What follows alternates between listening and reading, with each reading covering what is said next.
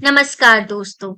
तो हमारी आज की कहानी का नाम है तेनालीराम और झूठा ज्योतिषी।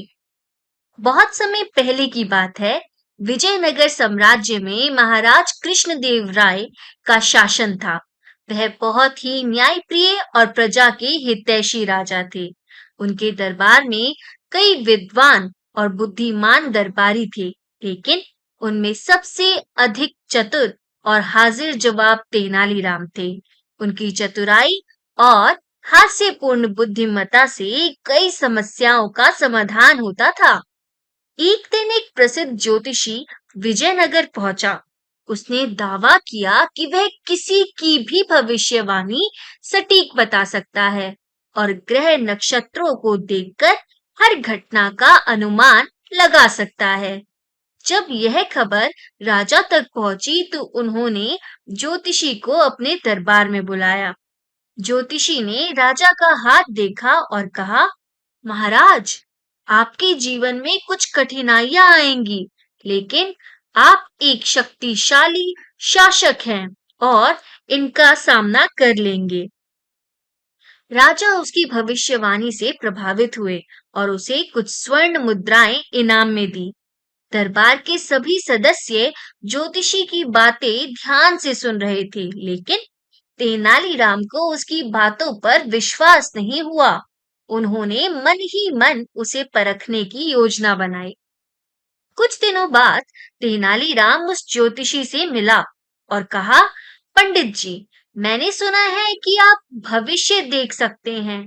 क्या आप मुझे मेरी मृत्यु का समय बता सकते हैं? ज्योतिषी ने तेनालीराम का हाथ देखा और गंभीर स्वर में बोला, तुम बहुत लंबी उम्र जियोगे, लेकिन तुम्हारे राजा का जीवन संकट में है। तेनालीराम को समझ आ गया कि यह व्यक्ति केवल डर का माहौल बनाकर लोगों से पैसे ऐंठना चाहता है। उन्होंने एक चाल चली और बोले, वाह पंडित जी, आप तो बड़े ज्ञानी लगते हैं। तो कृपया मुझे यह भी बता दीजिए कि आपकी मृत्यु कब होगी। यह सुनकर ज्योतिषी घबरा गया। उसने खुद को बचाने के लिए झूठ बोला, मेरी मृत्यु बहुत देर से होगी, मैं बहुत लंबे समय तक जीवित रहूंगा।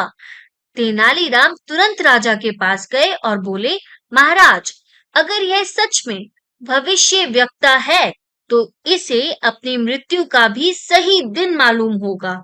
इसे कारागार में डाल दिया जाए और देखा जाए कि इसकी भविष्यवाणी सही होती है या नहीं। यह सुनते ही ज्योतिषी डर गया। उसने हाथ जोड़कर राजा से माफी मांगी और कहा, महाराज, मैं झूठा हूँ। मैंने कभी किसी की सही भविष्यवाणी नहीं की। कृपया मुझे क्षमा कर दीजिए। राजा को तेनालीराम की बुद्धिमत्ता पर गर्व हुआ। उन्होंने ज्योतिषी को दरबार से निकाल दिया और घोषणा की कि किसी भी व्यक्ति को अंधविश्वास के आधार पर निर्णय नहीं लेना चाहिए। तो दोस्तों, इस कहानी से हमें 3 मुख्य शिक्षा मिलती है। पहली, बुद्धिमानी और तर्क से किसी भी झूठ को उजागर किया जा सकता है।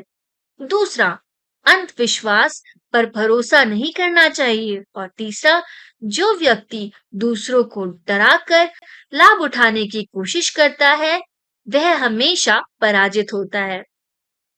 तो दोस्तों, अगर आपको ये कहानी अच्छी लगी, तो प्लीज हमारी इस स्टोरी को लाइक करें, शेयर करें और हमारे चैनल को और भी ऐसी कहानियां सुनने के लिए सब्सक्राइब करें।